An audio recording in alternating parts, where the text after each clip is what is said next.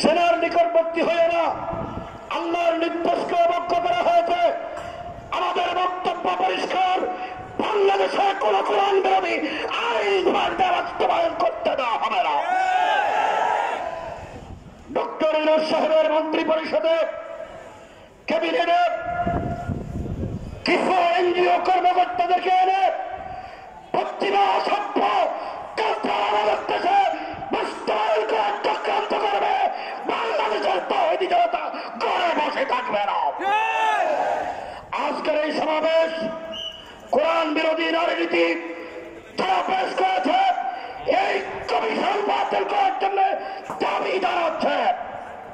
আগামী ৩রা মে এই কমিশন কোরআন বিরোধী আইন বাতিলের জন্য এবং হেফাজতের যারা শাপলা চত্বরে গণহত্যা চালিয়েছে এই গণহত্যাকারীদের বিচারের জন্য গাজার ফিলিস্তিনের মুসলমানদের উপরে যেইভাবে ইসরায়েলি বর্বরতাক অত্যাচার আর জুলুম চলছে তা বন্ধ করার জন্য পার্শ্ববর্তী ভারতীয় আগ্রাসন মোকাবেলা করার জন্য ৩রা মে সরোবরতী উদ্যানে মহাসমাবেশ ডাকা হয়েছে। আমি আপনাদেরকে জিজ্ঞেস করতে চাই, এই দেশের আলেম ওলামারা হলো কোরআনের মুহাফেজ। কোরআনের আইনকে লঙ্ঘন করে আইন করা হবে আর কোরআনের সৈনিকরা ঘরে বসে থাকবে, সেটা কি কোনোদিন সম্ভব? যদি সম্ভব না হয় কোরআনের হেফাজতের জন্য দেশের মাদ্রাসা, কোরআনের হেফাজতের জন্য নবীর ওয়ারিসরা, যদি আল্লাহ কোরআনের একটা আয়াতকে অস্বীকার করা হয় আমরা কোনদিন মুমিনে কামেল হিসেবে আল্লাহর সামনে হাজির হতে পারবো না। সুতরাং আমাদের দায়ী থেকে আল্লাহ ইন্দাল্লাহ জবাবদিহি থেকে বাঁচার জন্য আগামী ৩রা মে হেফাজত যে মহাসমাবেশে ডাক দিয়েছে এই মহাসমাবেশ সফল করার জন্য জান মাল কোরবান করে সরোবরতীতে দেওয়ার জন্য কারা কারা প্রস্তুত?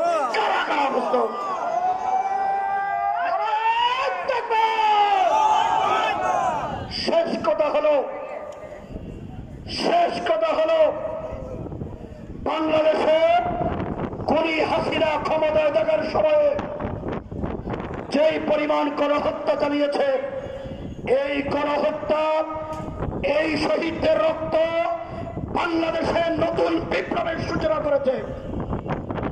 এই গণহত্যাকারীদের বিচার আপনারা চান কিনা? যদি গণহত্যাকারীদের বিচার চান আমাদের বক্তব্য স্পষ্ট, বাংলাদেশে খুনি হাসিনার বিচার না হওয়ার আগে কোন নির্বাচন হতে না।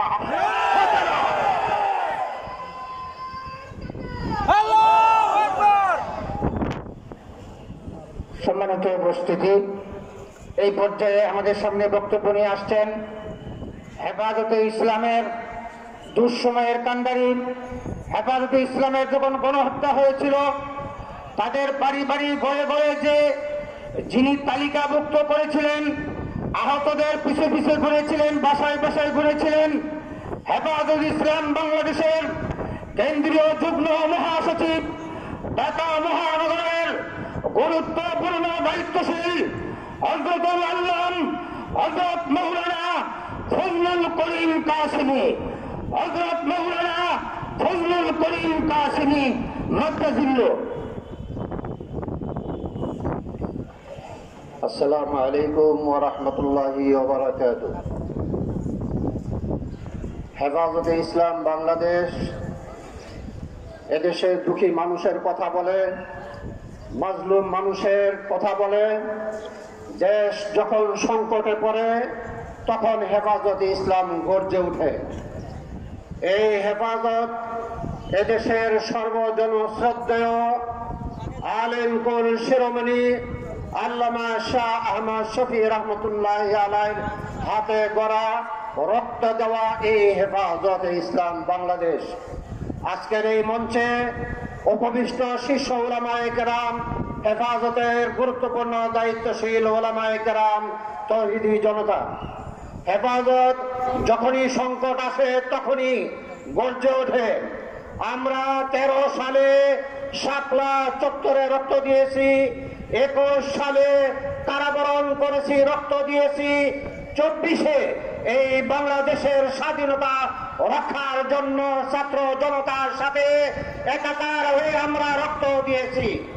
সেই ফ্যাসিস্ট সরকারের আমলে যারা নারীবাদী নামে রাস্তায় নেমে নাস্তিক মুরতাদদের দালালি করত, তারা আবার সলম পাল্টিয়ে নতুন ভাবে নারীদের অধিকার নিয়ে তারা প্রস্তাব করেছে প্রধান উপদেষ্টা বরাবর। আপনারা জানেন 95% মুসলমানের দেশে এই দেশটাকে আমরা কি পতিতালয় হতে দিতে পারি? এই নারীরা পতিতালয়ের পাহারাদার। তারা এদেশের মুসলমানদের ঈমান ধ্বংস করে পতিতাদের অধিকার আদায় করতে চায়। আমরা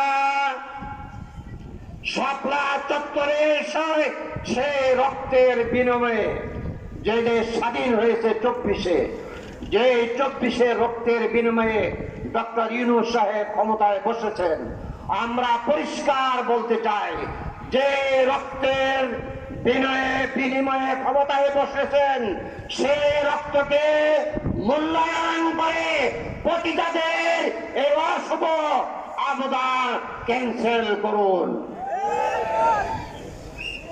নারীবাদীরা, শিশু নারীরা যখন দর্শন হয় তখন তাদের মুখে কুলুপ দিয়ে বসে থাকে, কথা বলে না। দেখো তখন তৌহিদি জনতা মাঠে নেমে তাদের অধিকারের জন্য, তাদের বিচারের জন্য কথা বলেন। আজকে নারীবাদীরা আমাদের দেশের বোরকা পরিহিতা মহিলাদেরকে মাঠে নামাতে চায়। আমরা পরিষ্কার বলতে চাই, নারী নামক যে কমিশন গঠন করা হয়েছে এই কমিশন বাতিল করা হোক। পাশাপাশি যতগুলি গণহত্যা হয়েছে সেই গণহত্যার বিচার না হওয়া পর্যন্ত আমরা কোনো নির্বাচন চাই না। আমাদের পার্শ্ববর্তী দেশ ভারতে হাসিনার পরামর্শে মনে করব মুসলমানদের উপর জুলুম নির্যাতন চলছে, গাজায় মুসলমানদের উপর জুলুম নির্যাতন চলছে। আমরা মুসলিম হিসাবে তাদের পাশে দাঁড়াতে চাই। আমরা পরিষ্কার বলতে চাই, বাংলাদেশের পক্ষ থেকে সেই দুইটি দেশের রাষ্ট্রপ্রধানদেরকে কঠিন চাপ দেওয়া হোক। মুসলমানদের উপরে যে নির্যাতন চলছে সেই নির্যাতন বন্ধ করা হোক। আর না হতো বাংলাদেশের তৌহিদি জনতা ভারতের দিকে লং মার্চ করতে বাধ্য হবে। সংগ্রামী জনতা, আমাদের এই সমাবেশকে আগামী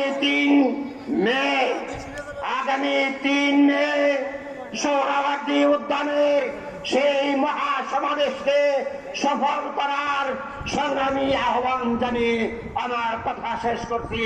নাসরুম মিনাল্লাহি ওয়া ফাতহুন করিম।